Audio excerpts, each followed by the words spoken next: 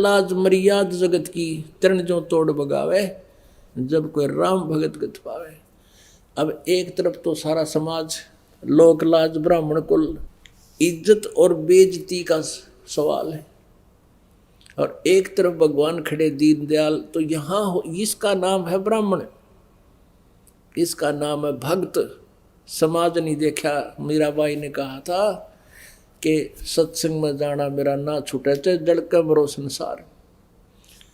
एकदम सीने से लगा लिया, नो नहीं सोची ये क्या कहेंगे लोग। तेने आज तक तो तू मैं ऋषि ब्राह्मण को आवे था, आज शूद्र को सीने से लगा रहा। नहीं भगत ये बात चूक्या ना करते, वो नहीं देखा करते ये कुछ भी आगा पीछा, सीने से लगा लिया। और जब परमात्मा को सीने से लगाया, ऐसे शरीर दाता का जैसे रूई होया करे, होय होय, क्योंकि वो तो 5 तत्वों से नहीं, वो शुक्रम कायम है सनाविरम स्वयंभू, वो परमात्मा। अब क्या बताते हैं, डोढ़ी पर्दा दूर कर फिर लिया कंठ लगाए, गरीबदास गुजरी बहुत जब बदन बदन मिलाए। कहते जब शरीर से टच किया उस जिसको सुदर समझते थे, आत्मा में एक बार तो नो होया कि लोग के कहेंगे दुख आत्मा बहुत पाई, पर भगवान भगत नहीं छोड़ा करते, भगवान को चिपट गया का तीनों। फिर क्या बताते हैं,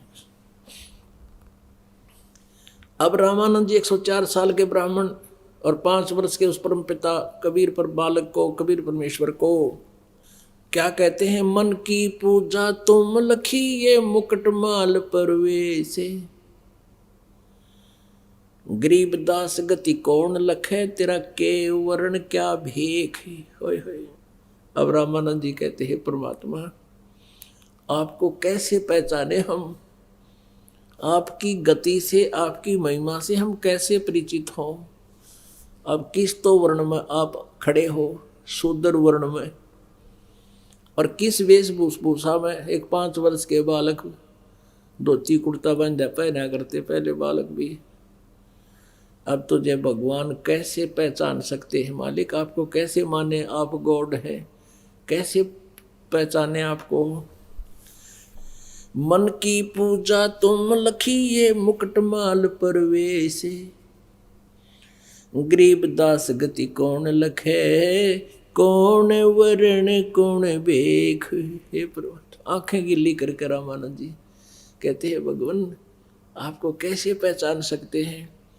अब शूद्र के घर आप प्रगट हो, शूद्र वर्ण में, और किस वेशभूषा में खड़े, और हमने तो भगवान सुन रखा 4 हथाना और मुकुट पर चक्कर घूमे और फलाना घूमे। यह भूल है हमारी। परमात्मा परमात्मा ही है, वो नर आकार है।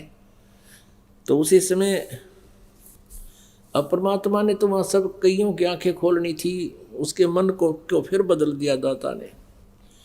ये तो शिक्षा तुम दी मान ली मन मोरे, गरीबदास कोमलपुर से हमरा बदन कठोरे। रामानंद जी कहते हैं आप, मैं समझ गया आपकी बात दाता, आपने मेरी फड़क निकाल दी, क्योंकि मैं छुआछात गणी करूं था, या तो मैं आपकी समझ गया कि आप मुझे क्या शिक्षा देना चाहते हो।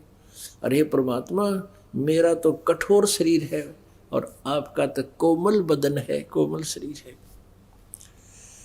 अब रामानंद जी कहते हैं ए स्वामी, कबीर परमात्मा समझाने लगे उस 104 साल के महर्षि को, चारों वेदों का, गीता जी कंठस्थ याद थी, चारों वेद कंठस्थ याद थे उस रामानंद जी के, और बोलबाला था। 1400 ऋषि शिष्य बना रखे थे, 1400 ऋषि जो आगे प्रचार करते थे रामानंद जी द्वारा ग्रहण ज्ञान को।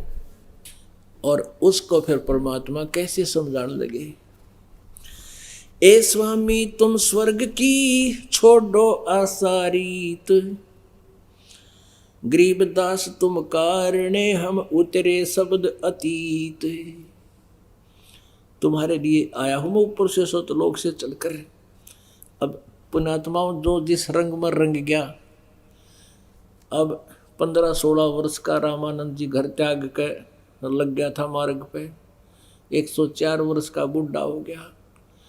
अब कहता है, सुन बच्चा मैं स्वर्ग की कैसे छोड़ूं रीत, गरीबदास गुजरी लगी ये जन्म गया सब बीते। 4 मुक्ति बैकुंठ में जिनकी मोरे चाह, गरीबदास घर अगम की मैं कैसे पाऊं था। अब रामानंद जी कह रहे हैं कि हे बच्चा, स्वर्ग की, क्योंकि विष्णु जी के उपासक थे, स्वर्ग ही सुप्रीम स्थान था हमारा, हम सभी एक ही ज्ञान से आधारित थे। रामानंद जी कह रहे हैं, हे बच्चा स्वर्ग की मैं कैसे छोड़ दूं ये आशा, और 4 मुक्ति बैकुंठ में जिनकी मोरे चाह। फिर रामानंद जी कह रहे हैं कि जो तुम बताना चाहते हो क्या ऊपर से आए हो, उसको मैं कैसे समझूं। अब रामानंद जी विष्णु भगवान की महिमा सुनाते हैं और उसके विष्णु लोक की महिमा गा रहे हैं। एम रूप जहाँ धरण है रतन जड़े बहु शोभे, रामानंद के बैकुंठ को तन मन मेरा लोभे। शंख चक्र गदा पद्म है वो मोहन मदन मुरारे, गरीबदास मुरली बजे वो स्वर्ग लोक दरबारे। दूधों की नदियां बगे यो सेत वृक्ष सुभाने, गरीबदास मंगल मुक्ति स्वर्गापुर स्थान। अब रामानंद जी कह रहे हैं वहां मैं देव शरीर पाऊंगा, और वहां कैसा शरीर है, रत्न जड़ाऊ मनुष्य है। मनुष्यों के जैसे तेल हो जाते हैं ना कि बच्चा के, और वो अच्छे लगते हैं, तो कहते हैं वहां पर तेलों के स्थान पर रत्न लगे होते हैं, ऐसा शरीर है देवताओं का। रत्न जड़ाऊ मनुष्य है गण गंधर्व सब देव, गरीबदास उस धाम की मैं कैसे छोड़ूं सेव। उस विष्णु के लोक में जाऊंगा, उसकी पूजा सेव माने पूजा को कैसे छोड़ूं। ऋग यजु श्याम अथर्वणम ये गाँव है 4 वेद, गरीबदास घर आगम की कैसे जानू वेद। अब ये क्या बताया करते थे कि वेदों में विष्णु जी भगवान है, जो शिव जी का पुजारी है वो कहता शिव जी ही पूर्ण परमात्मा है। तो यहाँ ये यहीं अड़ा बैठा है कि ऋग यजु श्याम अथर्वण ये 4 वेद विष्णु जी की तो महिमा गा रहे हैं। अब क्या बताते हैं, स्वर्गलोक बैकुंठ है या से प्रेरणा और, गरीबदास 60 शास्त्र और 4 वेद की दौड़े। अब रामानंद जी अपनी सोच से जैसा वेदों को समझा था वो कह रहे हैं कि 4 वेदों में स्वर्ग से ऊपर कोई बात ना बता रखी, कहीं जिक्र है कोई नहीं। जब परमात्मा ने वह सारे ऋग्वेद मंडल में बताया कि ऊपर 4थे मुक्ति धाम में वो हम ही रहते हैं, और वो 4था राम भी मैं ही हूं।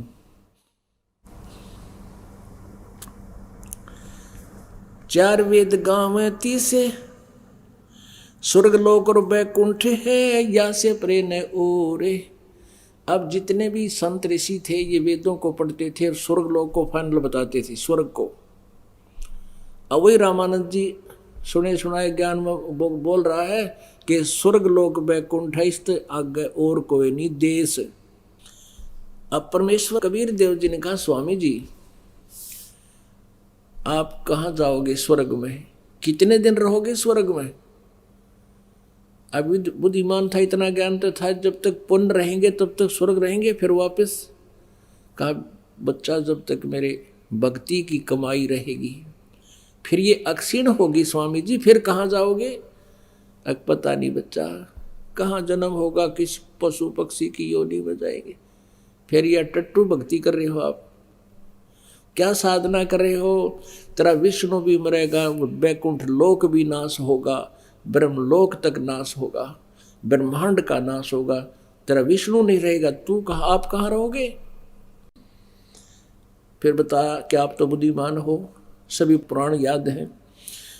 देवी भागवत तीसरे स्कंद में लिखा है, विष्णु जी स्वयं कह रहे हैं कि हम नासवान हैं, हमारा तो जन्म और मृत्यु होता है।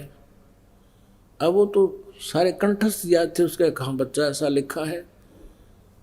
तो कहते हैं फिर समझदार को संकेत ही बहुत होते हैं। और आप विष्णु जी की पूजा कर रहे हो और गीता जी को आप सत्य मानते हो, वेदों को सत्य मानते हो। कहाँ बिल्कुल सत्य मानता हूँ।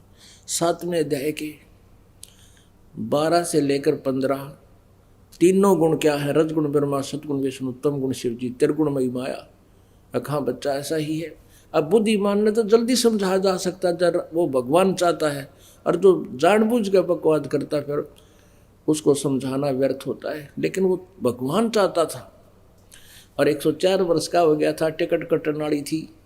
तो उस समय भी आदमी थोड़ा सोच लेता है, कहाँ बात तो बिगड़ने वाली है। अब परमात्मा ने, कबीर परमेश्वर जी ने उसको समझाने की चेष्टा की कि स्वामी जी, तीनों गुणों रजगुण ब्रह्मा, सतगुण विष्णु, तम गुण शिव जी के द्वारा, त्रिगुणमयी माया के द्वारा जिनका ज्ञान हरा जा चुका, 7वें अध्याय के 15वें श्लोक में श्रीमद् भगवत गीता में लिखा है। वो राक्षस स्वभाव को धारण किए मनुष्यों में नीच दूषित कर्म करने वाले मूर्ख वो मुझे भी ना बचते। ये ब्रह्म कहता है जो ब्रह्मा विष्णु महेश का पिता है। रामानंद जी को तो कंठस्थ याद थी वो बातें, श्लोक याद थे सारे। कहाँ बच्चा ऐसा ही लिखा है। फिर 16, 17 और 18 में, 7वें अध्याय के 16, 17, 18 में अपने विषय में कहता है ये ब्रह्म के मेरी पूजा भी 4 प्रकार के करते हैं। उनमें से ज्ञानी मुझे अच्छे लगते हैं क्योंकि उन्होंने ये फैसला कर लिया है कि एक भगवान की भक्ति करनी चाहिए, आन उपासना अन्य देवता की नहीं करनी चाहिए। लेकिन वो भी तत्वदर्शी संत ना मिलने से मेरे वाली अनुत्तम साधना में ही लीन रहे। कि हाँ बच्चा ऐसा ही लिखा है।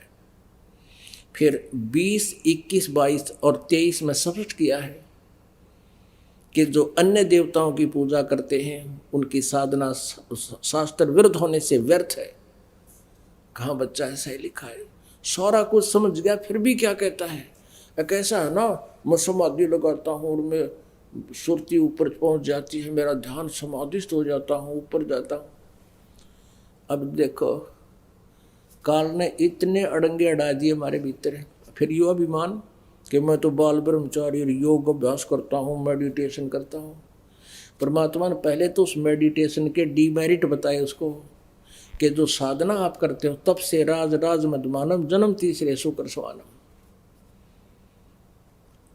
और फिर कहा कि लगाओ चल ध्यान नहीं मानने वाले दिखे तो यो और अड़ गया एक अड़ंगा। जब अंदर समाधिस्थ हुए त्रिवेणी पे 3 रास्ते हो जाते हैं ऊपर। अब 3 रास्ते वहां जाकर अटक गए, उससे आगे वो नहीं जा सकते थे। वो तो मृत्यु के उपरांत जा सकते थे जहां भी उसका साधन जिसकी भक्ति थी। तब परमेश्वर ने कहा और बालक रूप में ऊपर दिखे जैसे स्वप्न हो आग्रह। कहा स्वामी जी ये बीच वाला रास्ता ऊपर ब्रह्मरंध्र को पार करके सतलोक जाता है, ऊपर के लोकों में जाता है। और ये तुम्हारा रास्ता है जो विष्णु के लोक में जाएगा। आप अपने पुण्य कर्मों के आधार से विष्णु लोक में जाओगे। अपने पुण्यों को खत्म करके फिर 84 लाख योनियों में। ये सामने का जो 30 बीच वाला जो ब्रह्मरंध्र है ये तुम्हारे मंत्रों से जाप से नहीं खुल सकता, ना ओम नाम से खुल सकता। मैं अपने सतनाम से खोलूंगा। परमात्मा ने लीला करके दिखाया, उस सतनाम का सिमरण किया, वो बीच का इतना भारा जो गेट से एकदम खुल गया, पटाख देसी। आजा स्वामी जी। ऊपर परमात्मा ने काल दिखाया कि जिसको तुम निराकार कहते, ये बैठा ये ओछे माथे वाला जो 1000 भुजा दिखावा था। श्री कृष्ण में प्रवेश करके अर्जुन डराया था, उसने डरा के युद्ध कराया, मैं काल हूँ सहस्र बाहु, वो बैठा देख। परमात्मा के सिमरण के सामने उसका नतमस्तक हो गया। कबीर परमेश्वर रामानंद जी को सतलोक में लेकर गए। अब वहां जाकर रामानंद जी ने क्या देखा कि परमेश्वर जैसे यजुर्वेद अध्याय नंबर 5 के मंत्र नंबर 1 में 2 बार गवाही दी है। अग्ने तनुरसी विष्णुवे तवा सोमस तनुरसी। वो परमात्मा, हे परमात्मा आपका तेजो में शरीर है जो सतलोक में स्थिर है। वहां सिंहासन पर विराजमान रहते हो। और विष्णुवेत्वा सोमस्य तनुरसी, सबका धारण पोषण करने के लिए, यहाँ उनको सद्भक्ति दे करके उनको समृद्ध करने के लिए भी उस परमात्मा अमर पुरुष का अन्य शरीर है।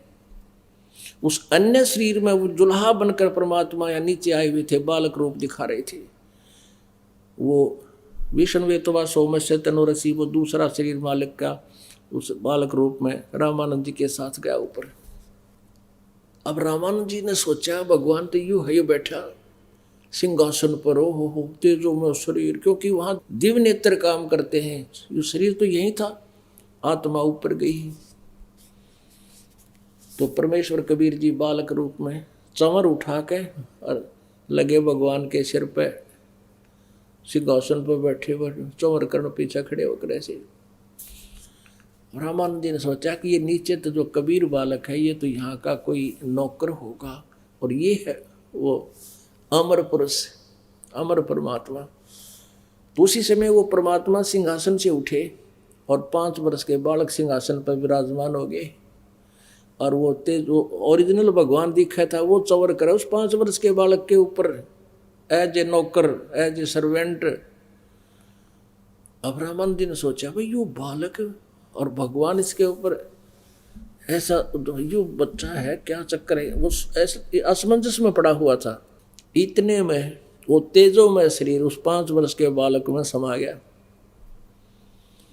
अनंत कोट ब्रह्मांड के सिंहासन पर वो 5 वर्षीय बालक कबीर देव विराजमान है। और वो प्यारी आत्मा रामानंद, वो अच्छी आत्मा, श्रेष्ठ आत्मा देख रहे हैं। और चंवर अपने आप ऑटोमेटिकली घूम रहा है हवा में, ऐसे आकाश में।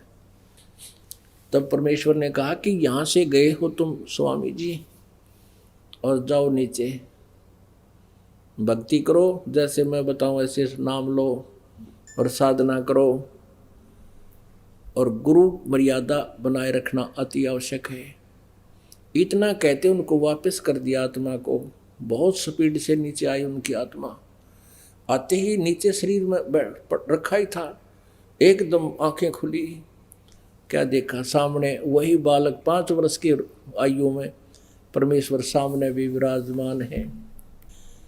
अब क्या बताते हैं, बोलत रामानंद जी सुनो कबीर करतारे, गरीबदास सब रूप में तुम ही बोलन हारे। 2 ठोड़ है एक तू, भया एक से 2। गरीबदास हम कारणे आए हो मगजोय। मगजो माने ये मार्ग सफर तय करके आप हमारे लिए सतलोक से चलकर आए हो। आप ही 1 से 2 बने हुए हो। तावा चित चक्रित भया देख फजल दरबारे। गरीबदास सिजदा किए हम पाए दीदारे। तुम स्वामी मैं बाल बुद्धि ये भरम कर्म कियो नासे।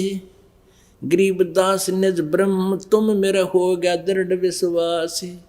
अब 104 साल का वृद्ध वो महर्षि पाक रहा था, और 5 वर्ष के कबीर परमात्मा जिसको धानक दुलाहा कहे थे, उसको कहते हैं तुम स्वामी मैं बाल बुद्धि। मेरा ज्ञान तब बालक जैसा था आपके ज्ञान के सामने, और तुम स्वामी तुम मेरे मालिक। तुम स्वामी मैं बाल बुद्धि मेरा भरम कर्म किया ने से। मेरा सब भरम भटकना आपने नाश कर दिया, मेरा अंधकार मिटा दिया। तुम स्वामी मैं बाल बुद्धि भरम कर्म किया नासे। गरीबदास निज ब्रह्म तुम मेरा हो गया दृढ़ विश्वास। कि तुम ही वो तत्व ब्रह्म हो, परम अक्षर ब्रह्म हो। गीता जी अध्याय नंबर 7 के 29 में जिसके विषय में कहा है आप ही वो परम अक्षर ब्रह्म हो। 8वें अध्याय के 30 मंत्र में जिसके विषय में कहा है अब तुम ही निज ब्रह्म हो, मेरा हो गया दृढ़ विश्वास। सुन बेसुन से तुम परे उरे हो हमरे तीरी। दास गरीब सरबंग में अवगत सत कबीरी। कोटि कोटि सजदा किए कोटि कोटि प्रणाम। गरीबदास अनहद अदर हम पर से तुम धाम। हे परमात्मा, मैंने आपका लोक देख लिया, आपका धाम देख लिया जहां तुम रहते हो, तीसरे धाम में। बोलत रामानंद जी सुन कबीर करतारे। गरीबदास सब रूप में तुम ही बोलन हारे। आपकी पावर के बिना मालिक या पत्ता भी ना ले, सब जीव आपकी शक्ति से बोल रहे हैं। ये मिट्टी का पुतला बोल सकता है? ये दाता आप ही की शक्ति सब में प्रवेश है।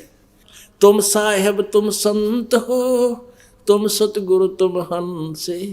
गरीबदास तुम रूप बिना और न दूजा अंश। अब रामानंद जी कहते हैं तुम साहेब तुम संत हो, तुम ही भगवान और तुम ही संत हो, यानी तुम ही संत हो और तुम सतगुरु तुम हंस। सतगुरु यथार्थ ज्ञान देने वाले पृथ्वी पर तुम ही हो दाता, दूसरा नहीं। और तुम ही हंस। हंस माने जैसे एक बुगला पक्षी होता है, एक हंस होता है, दोनों की एक जैसी शकल होती है, एक जैसा शरीर होता है, उनके क्रियाओं मंत्र होता है। हंस मच्छी नहीं खाएगा, मछली नहीं खाता और कोई कीड़े मकोड़े नहीं खाता, और बुगले के क्या है कि भी आठ को ना कहते तुम हंस। जैसे परमात्मा हमने हंस बोलते हैं, मेरे हंसा भाई हंस रूप था जब तू आया। हंस माने जिसने सारी बुराई छोड़ दी। और हंस पक्षी में एक और गुण होता है, एक गिलास दूध में एक गिलास जल डालकर उसके सामने रख दो, वो उसको पी लेगा, दूध दूध पी लेगा और पानी छोड़ देगा, दूध पानी को छान देता है। तो ऐसे वो पुण्यात्मा जो भगत होते हैं जिन्होंने दूध पानी छान लिया, यथार्थ भक्ति करते हैं, बुराई करते नहीं, उनको हंस कहते हैं। कहते हंस भी दाता तुम ही हो, तुम ही एक सच्ची भूमिका कर रहे हो, एक सतगुरु की, जगत गुरु की, और तुम ही परमात्मा हो, तुम ही संत हो। तुम साहेब परमेश्वर, साहेब मान परमेश्वर, तुम साहेब तुम संत हो, तुम सतगुरु तुम हंस। गरीबदास तुम रूप बिना और न दूजा अंश। मैं भगता मुक्ता भया कर्म कुंद भयो नाश। गरीबदास अवगत मिल गए मेरे मिट गई मन की बांस।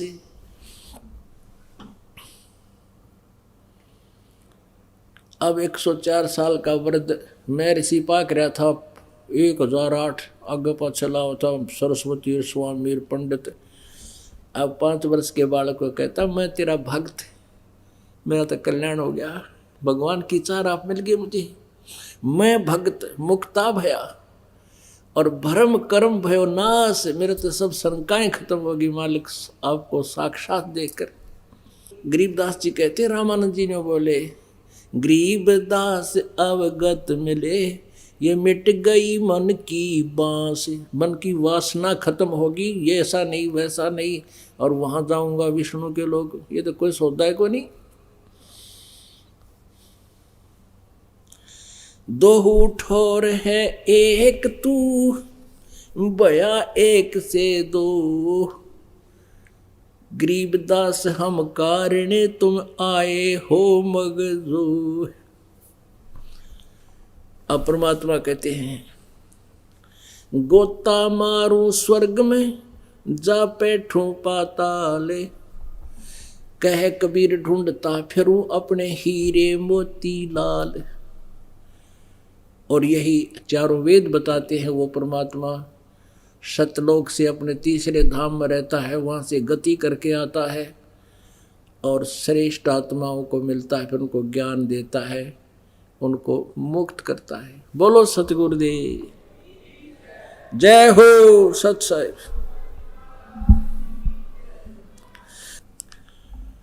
परम पिता परमात्मा पूर्ण ब्रह्म सर्व सृष्टि रचनहार कुल मालिक कबीर देव बंदी छोड़ कबीर साहिब जी की असीम कृपा से आप जी को ये सत्संग सुनने को मिल रहा है। सत्संग से हमें जानकारी होती है हम कौन हैं, कहाँ से हम आए हैं, हमारा यहाँ इस काल के लोक में जीने और मरने का ये क्या प्रोसीजर है। किसी भी प्राणी को हम देखते हैं कोई भी चैन से जीवन नहीं जी रहा।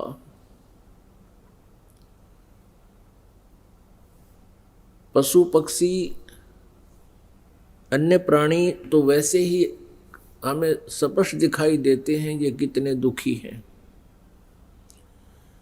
मानव शरीर को हम प्राप्त करके ये सोच लेते हैं कि हम सुखी हैं, लेकिन हम भूल जाते हैं तत्व ज्ञान के अभाव से कि हम भी जीव हैं। केवल आकार का अंतर है, मटेरियल वही है, सभी विकार वही हैं जो अन्य प्राणियों में है, लेकिन मानव शरीर के एक विशेषता है कि हम इससे परमात्मा प्राप्ति कर सकते हैं, हम इस कष्ट से छुटकारा प्राप्त कर सकते हैं, जन्म और मृत्यु के रोग को हम सदा के लिए समाप्त करा सकते हैं। परमात्मा हमें याद दिलाते हैं कि तुम ऐसे गलत स्थान पर रह रहे हो जहाँ पर सुख नाम की चीज नहीं है, और आप जी सुख की ही खोज में, सुख प्राप्ति के लिए ही आप सैकड़ों प्रयत्न करते हो। जिसके पास संतान नहीं है वो सोचता है कि हे परमात्मा एक बालक हो जा, मैं सुखी हो जाऊंगा। अब जिनके बालक हैं उनसे पूछ लीजिए वो कितने सुखी हैं। एक छोड़ जिनका 4-4 है उनने भी पूछ लीजिए वो कितने सुखी हैं।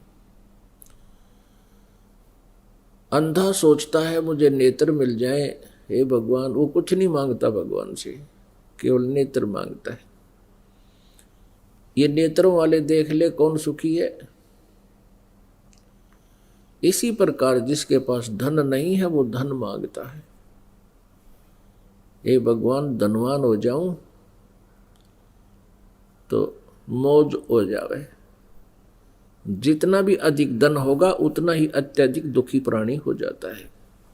धनवान प्राणी कभी सुखी नहीं हो सकता, क्योंकि हमने उस परमात्मा के ज्ञान का पता नहीं है जो अध्यात्म ज्ञान है, जिसके अंदर सच्चाई परिपूर्ण है। और हम अपनी जीव संज्ञा से जितनी सोच करते हैं वो जीव सतर की है। उस आधार से हम ना सुख प्राप्त कर सकते हैं ना कोई निर्णय ले सकते हैं। हमने अपने जीवन को सफल करने के लिए परमेश्वर के विधान को आधार मानना पड़ेगा, उसी का अनुसरण करना होगा। अपनी सोच अपने ज्ञान को हमने फॉरगेट करना पड़ेगा, उसको भुलाना पड़ेगा।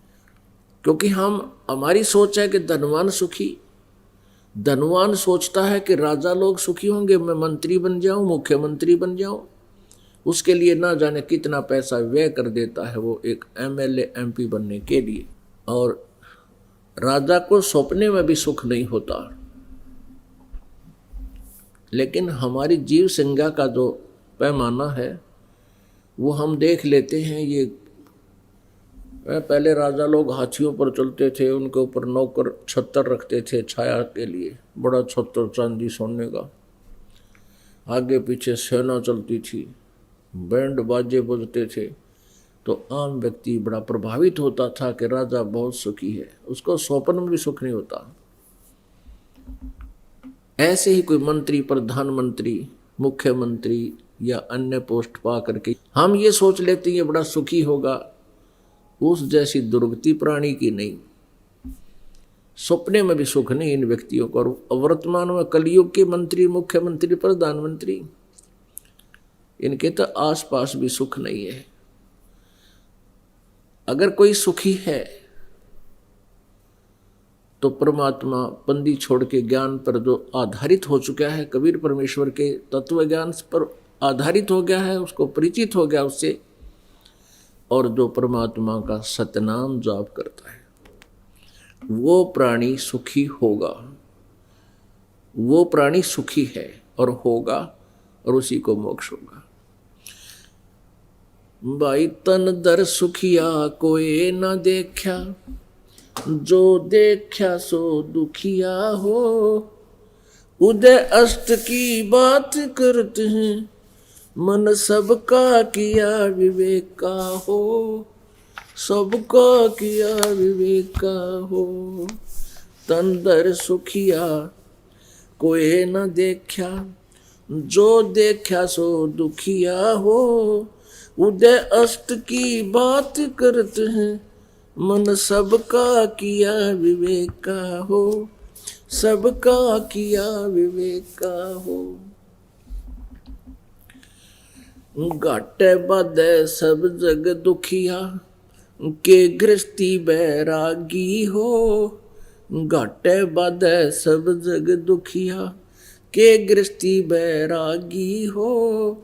सुख देव ने दुख के डर से, गर्भ में माया त्यागी हो। गर्भ में माया त्यागी हो। तंदर सुखिया कोई न देखा, जो देखा सो दुखिया हो। उदय अस्त की बात करते हैं, मन सबका किया विवेका हो। सबका किया विवेका हो। जंगम दुखिया योगी दुखिया, तपस्वी को दुख दूना हो। जंगम दुखिया जोगी दुखिया, तपस्वी को दुख दूना हो। आशा तृष्णा सब में व्यापे, कोई मैल न सुना हो। कोई मैल न सुना हो। तंदर सुखिया कोई न देखा, जो देखा सो दुखिया हो। उदय अस्त की बात करते हैं, मन सबका कियो विवेका हो। सबका किया विवेका हो। भाई सच कहूं तो जग नहीं माने, पर झूठ कही ना जाई हो। सच कहूं तो जग ना माने, झूठ कही ना जाई हो। ब्रह्मा विष्णु ये शिव जी दुखिया, जिन ये राह चलाई हो। जिन ये राह चलाई हो। तंदर सुखिया कोई न देखा, जो देखा सो दुखिया हो। उदय अष्ट की बात करते हैं, मन सबका किया विवेका हो। सबका किया विवेका हो। भाई सुरपति दुखिया भूपति दुखिया, रंग दुखी बपरीती हो। सुरपति दुखिया भूपति दुखिया, ये रंग दुखी बपरीती हो। कहे कबीर और सब दुखिया, एक संत सुखी मन जीती हो। संत सुखी मन जीती हो। तन दर सुखिया कोई न देखा, जो देखा सो दुखिया हो। उदय अष्ट की बात करते हैं, मन सबका किया विवेका हो। सबका किया विवेका हो। भाई सुरपति दुखिया भूपति दुखिया, रंक दुखी बपरीती हो। सुरपति दुखिया भूपति दुखिया, रंक दुखी बपरीती हो। कहे कबीर और सब दुखिया, एक संत सुखी मन जीती हो। संत सुखी मन जीती हो। तंदर सुखिया कोई न देखा, जो देखा सो दुखिया हो। उदय अष्ट की बात करते हैं, मन सबका किया विवेका हो। सबका किया विवेका हो। परमेश्वर कबीर जी अपनी महिमा आप बताने के लिए अपने सतलोक से चलकर यहाँ आते हैं और हम प्राणियों को याद दिलाते हैं कि ये सुख सथल नहीं है। 21 ब्रह्मांड में आग लगी हुई है। यही आग जो आपके लगी हुई है, काम, क्रोध, मोह, लोभ, अहंकार। और इसी अग्नि से प्रत्येक व्यक्ति अपने ही अंदर अंदर जलता रहता है। ब्रह्मांड 2100 आग लगी है और ये कृत्रिमबाजी सभी ठगी है। अपने आत्मा वो जो सुख हम तलाश कर रहे वो सुख सतलोक के अंदर है, सचखंड में है। वहां पर ऐसी ही सृष्टि है, वहां पर ऐसा ही जीव है, ऐसा ही जीवन है। वहां पर 84 लाख योनियों नहीं है, केवल मानव सदृश जीवन है वहां पर। हमारा ऐसा ही केवल एक मानव जाति ही वहां पर है, अन्य प्राणी नहीं है। और वहां किसी वस्तु का अभाव नहीं। वहां इच्छा रूपी विमान आपके पास होगा। जैसे आपकी इच्छा होगी कि हम वहां जाएं तो 1 सेकंड में आप वहीं पहुंच जाओगे। वहां ऐसी व्यवस्था आप प्रत्येक के पास आध्यात्मिक उपलब्धियां होंगी। सदाबहार वृक्ष है वहां पर, सदाबहार फल फ्रूट, अमृत आहार है सारा। अमृत सरोवर है, वहाँ जल भी अमृत है। जैसे गंगा जल है, ये एक झलक है उस पर सतलोक की।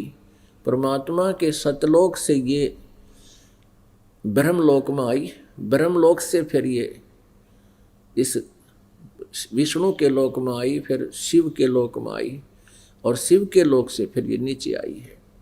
तो वहाँ से आते आते भी इसमें यहाँ इस गंदे लोक में आके इसमें बहुत फर्क पड़ गया है अमृत जल में। लेकिन अब भी ये अद्वितीय जल है पूरे विश्व में, इसके बराबर कोई भी वाटर नहीं है। आज तो आप जी को ये ऐसा महसूस नहीं हो रहा क्योंकि उपलब्ध है।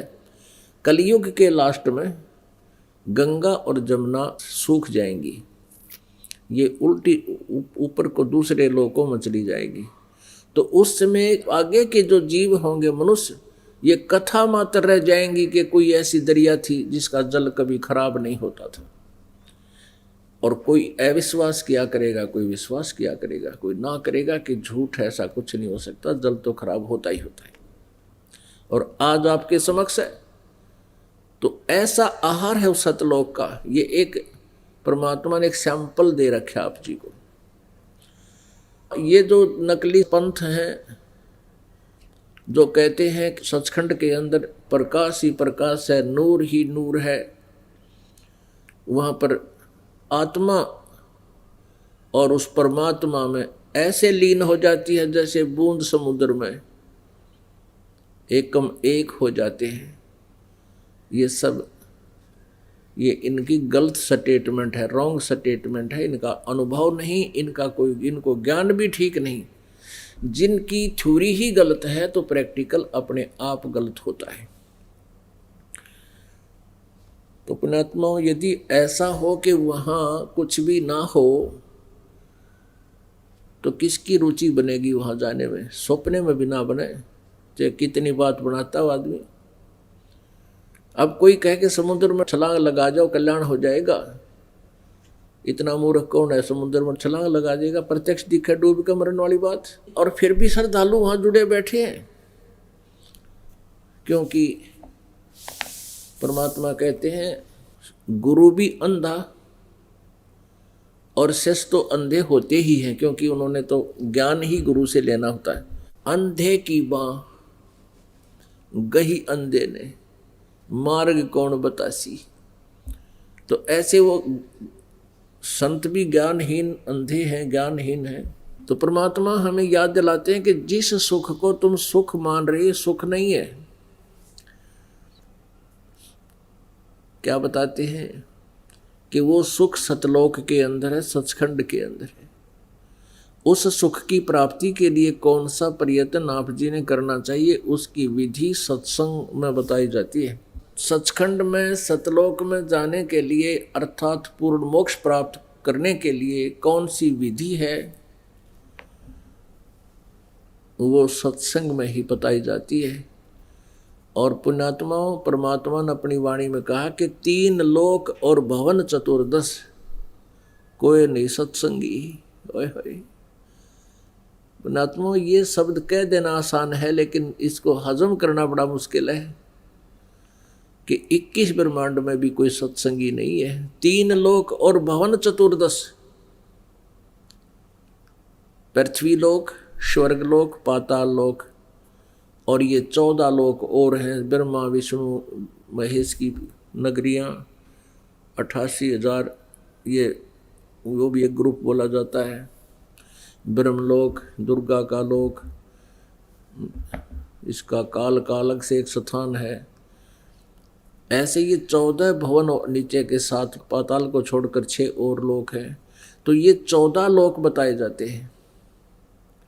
परमात्मा कहते हैं 3 लोक, पृथ्वी, पाताल और स्वर्ग, और इन 14 लोकों में कोई भी सत्संगी नहीं है। सत्संगी का अर्थ होता सच्चे ज्ञान युक्त प्राणी, जिनको भक्ति का यथार्थ ज्ञान हो, सृष्टि रचना की जानकारी हो। किसी को भी नहीं, इवन ब्रह्मा विष्णु महेश को भी आध्यात्मिक ज्ञान नहीं है, वेद ज्ञान नहीं है। पुण्यात्माओं, ये एक ऐसी कड़वी सत्य है, ऐसा कड़वा सत्य है कि हम हैरान रह जाते हैं कि क्या ब्रह्मा विष्णु महेश को भी ज्ञान नहीं था? नहीं था। इस कंसेप्ट को अभी क्लियर करते हैं। पहले प्रसंग चल रहा है कि तन दर सुखिया कोई न देखा, जो देखा सो दुखिया हो। उदय अस्त की बात करत है, मन सबका किया विवेका हो।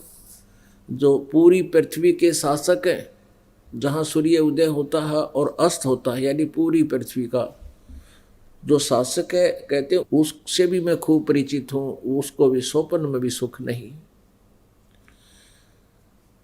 क्या बताते हैं कि घाटे बाद सब जग दुखिया। घाटा मीन आनी होगी किसी को बिजनेस में, बाधा मीन लाभ हो गया। जिसको आनी होगी वो तो अंडरस्टूड है, वो तो दुखी है ही है। जिसने लाभ हो गया वो भी दुखी। वो कैसे दुखी है? जैसे आपको बेनिफिट हो गया 2 लाख का, और फिर आप क्या करोगे? यू काल टेकन ना दे, 20 लाख के काम को स्टार्ट कर देगा। कोई ऐसी फैक्ट्री लाऊंगा, फलाना प्लांट लगाता हूँ, और उसमें 90%, 70% लेगा लोन, और वो 2 लाख का बेनिफिट भी उसके अंदर। आगे फिर उसकी इतनी चिंताएं बढ़ जाएंगी, रात में भी नींद आनी हराम हो जाती है। फिर परमात्मा कहते हैं जंगम दुखिया योगी दुखिया, और तपस्वी को दुख दूना हो। ये जितने भी शास्त्र विरुद्ध साधक हैं, जो परमेश्वर कबीर जी की साधना को छोड़कर, सत साधना को छोड़कर, सतनाम का जिसके पास नाम मंत्र नहीं है सच्चा, और पूरे गुरु से प्राप्त नहीं है, उसको छोड़कर जितने भी साधक हैं वो भी अपना जीवन व्यर्थ कर रहे हैं। श्रीमद् भगवत गीता अध्याय नंबर 16 के श्लोक नंबर 23 में कहा कि अर्जुन, शास्त्र विधि को त्याग कर जो मनमाना आचरण करते हैं, उनको न तो कोई सुख होता है, न गति होती है, न कोई सिद्धि प्राप्त होती है, अर्थात यूजलेस। तो पुण्यात्माओं, शास्त्र विरुद्ध साधना कौन सी है और शास्त्र अनुकूल साधना कौन सी है, भक्ति कौन सी है? वो गीता जी अध्याय नंबर 16 के श्लोक 24 में स्पष्ट किया है कि इससे तेरे लिए कर्तव्य और अकर्तव्य की व्यवस्था में सदग्रंथ ही प्रमाण है, शास्त्र ही प्रमाण है। उन्हीं के आधार से जो सदग्रंथों में साधना लिखी है, वे ऑफ वर्शिप बताई है, वही करनी चाहिए और नहीं करना। अपने आत्माओं, आप जी जो विशेषकर पवित्र हिंदू धर्म में जन्म जिन पुण्यात्माओं का है, वो श्रीमद् भगवत गीता को एक शिरोधार्य सदग्रंथ मानते रहे और है भी, लेकिन उसका पाठ भी करते थे और साधनाएं उसके विपरीत किया करते थे। अब जैसे श्री कृष्ण जी के पुजारी हैं, वो नाम जपते हैं, हरे कृष्ण कृष्ण कृष्ण हरे हरे, हरे राम राधे श्याम राधे राधे श्याम राधे। और जो शिव जी के पुजारी हैं, ओम नमः शिवाय ओम नमः शिवाय, ये जाप करते हैं। और जो विष्णु जी के उपासक हैं, वो ओम भगवते वासुदेव नमः ये जाप करते हैं। पहले तो ये देवता पूजा के योग्य नहीं है, ये मोक्षदायक नहीं है। अपनात्माओं, ये दास इसलिए प्रत्येक संत का खटक रहा है, जिसके भी 1000 2000 10,000 शिष्य हैं, वो ही मुझसे बहुत खिन्न है, क्योंकि उनके पास ज्ञान शास्त्र विरुद्ध है। और वो उन भोली आत्माओं को नहीं चाहते कि वो भोली आत्मा का कल्याण हो और उनको सच्चाई का पता लगे, तो वो विरोध करते हैं और गुमराह करने की चेष्टा करते हैं समाज को कि रामपाल आलोचना करता है। आलोचना नहीं, दास एक बहुत ही परमार्थी कार्य कर रहा है। अपने सदग्रंथों में जो अनमोल भक्ति विधि और ज्ञान उपलब्ध है, उसका प्रकाश कर रहा है, उसको आपके समक्ष रूबरू कर रहा है, जिससे आप जी का कल्याण संभव है, अन्यथा नहीं। अब ये संत सब गलत साधना खुद भी कर रहे हैं और करवा भी रहे हैं, आप भी जीवन व्यर्थ कर रहे हैं और उन पुण्यात्मा श्रद्धालुओं का भी जीवन नष्ट कर रहे हैं। अब जो भी वे ऑफ वर्शिप साधना हमारे सदग्रंथों में विद्यमान है, हमने वही करनी चाहिए थी।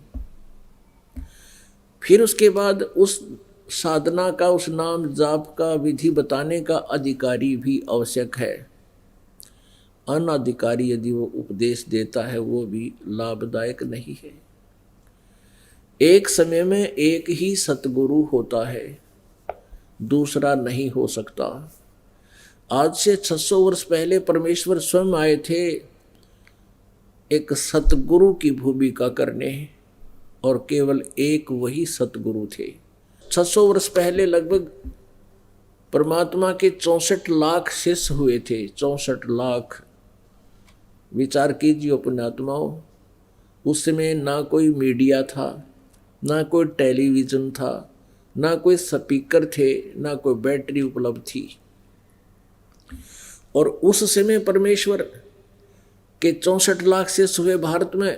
उस समय भारत कहाँ तक था? पश्चिमी पाकिस्तान, पूर्वी पाकिस्तान, अफगानिस्तान, बलोचिस्तान, गजनी तक, इराक, ईरान तक भारत था।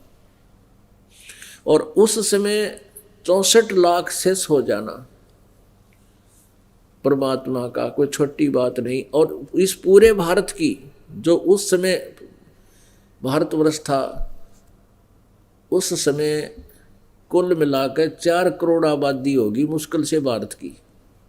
और 4 करोड़ में से और 64 लाख शेष परमेश्वर के हो जाना, और 64 के 64 लाख को स्वयं ही उपदेश देना। उन्होंने कोई उत्तराधिकारी नहीं बनाया, ना किसी अन्य को कहा कि आप उस क्षेत्र में उपदेश दे दीजिए, क्योंकि ये एक बहुत ही जिम्मेदारी का पद है। गुरु बनना कोई बालकों का खेल नहीं है। स्वयंभू कोई संत गुरु बन बैठता है, वो महादोषी अपराधी प्राणी है। परमात्मा जिसको पावर देगा, जिस पर रजा बख्शता है, वही गुरु पद का अधिकारी होता है। वो स्वयं ही नॉमिनेट करता है। उसके अतिरिक्त यदि कोई उपदेश दे रहा है, वो अपना जीवन बर्बाद कर रहा है साधु अनुयायियों का। तो पुण्यात्माओं, एक समय में एक ही सतगुरु होता है और अन्य जो होते हैं वो जनता को मिसगाइड किए हुए होते हैं, फिर वो विरोध करते हैं क्योंकि उनकी रोजी रोटी का रोला है, रोजगार का मामला है। उन्होंने तो अपना उद्देश्य बना रखा है पेट भरना, उनको जनता के कल्याण से कोई लेना देना नहीं है। अगर लेना देना है तो इस सत्य को मानकर उन्हें सरेंडर कर देना चाहिए कि हम गलत कर रहे हैं और गलत करवा रहे हैं। अपने अनुयायियों को भी कहना चाहिए अभी भूल बन गई हमसे, कोई बात नहीं, हम तो इंसान हैं, इंसान से 100 बार गलतियां हो जाती हैं, लेकिन जब पता लग जाए कि ये गलती है फिर नहीं करनी चाहिए। अनजानपने में हो सकती है और फिर जानबूझ साची तजे और करे झूठते ने, ताकि संगत है प्रभु सौपन में भी ना जाए, कबीर भगवान कहते हैं। अगर आप ये वीडियो YouTube पर देख रहे हैं तो हमारे चैनल को सब्सक्राइब करें और बेल आइकन को दबाना ना भूलें। अगर आप Facebook पर ये वीडियो देख रहे हैं तो हमारे पेज को लाइक करें।